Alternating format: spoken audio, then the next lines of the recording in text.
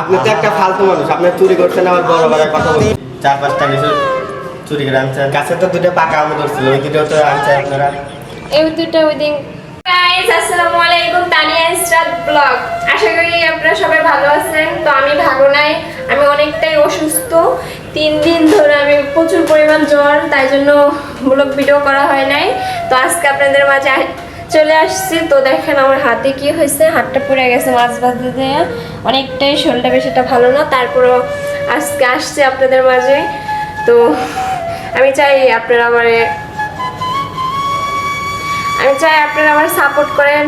তো মোটামুটি ভালোই সবাই সাপোর্ট করতেছেন। তারপর চাই আমি আরও সাপোর্ট করেন, লাইক কমেন্ট শেয়ার। আর তো আমার শরীরে বেশ ভালো কি আসছে আমার দাঁড়া, আপনি কি একটু আগে লিচু চুরি করে আনছিলেন? লিচু চুরি একটু আগে তিন চারটা লিচু আনছিলাম। হ্যাঁ 3-4টা আনছিলাম। ওই পিচ্চি আপনার কি সাধারণ জ্ঞান নাই? গাছে 4-5টা লিচু ধরছে, আপনি তাই এই ভাইয়া সরি, আমি বুঝতে পারিনি, মানে বাচ্চারা খাইছে তো তাই জন্য নিয়ে আসছিলাম। আর ওকে নিয়ে আসছিলাম। তো আম দুইটা আমি আনছি, আম দুটো তো এখনো খাই নাই, তারপরে দিতেছি।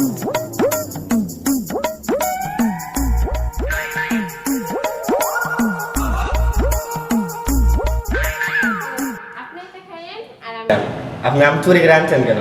তো আম চুরি করে আনছি, কি হয়েছে ভাই? আপনারা আপনি এখানে আমার তো ওই জায়গায় এখন মালিকের কাছে বকা শুনতে হচ্ছে। ভাই সরি, আর হইবে না। মানে আমি আমটি নিয়ে এসেছি তাই জন্য অনেকবারই সরি বলতেছি আপনার কাছে, আর কখনো এসব করবো না। আপনার মাথায় কোনো বুদ্ধি নাই? আপনি আমাকে বলতে পারতেন, আমি তো ওখানেই ছিলাম। আমি কি আম আনতে পারি না? দুইটা আমি তো আনছি, চুরি করে তো আর নেই। আপনি কি জীবনে আম খান নাই? কেন আমার আমি চাকরি খাই নাই? থাকে না তো থাকে, এখন তো খাইছি। মালিক আমার জন্য মেলা কথা শুনতেছে। মেলা কথা কি? আমি এই জায়গায় আম খাওয়ার না খাওয়ার কি প্রশ্ন আছে ভাই?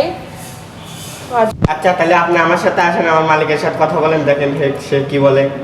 না না, আমি যাইতে পারবো না। আপনি মালিকের কাছে আমি যাবো কিনা? আপনি মালিককে নিয়ে আসেন আমার কাছে, আম নিয়ে যান দুইটা, আমার লাগবে না। না, আপনি তো চুরি করার সময় ঠিকই চুরি করছেন। চুরি এখন কি যাকে ভাই? সমস্যা কি? চলেন আমি যাবো না। চলেন। না আমি যাবো না, বলছি না।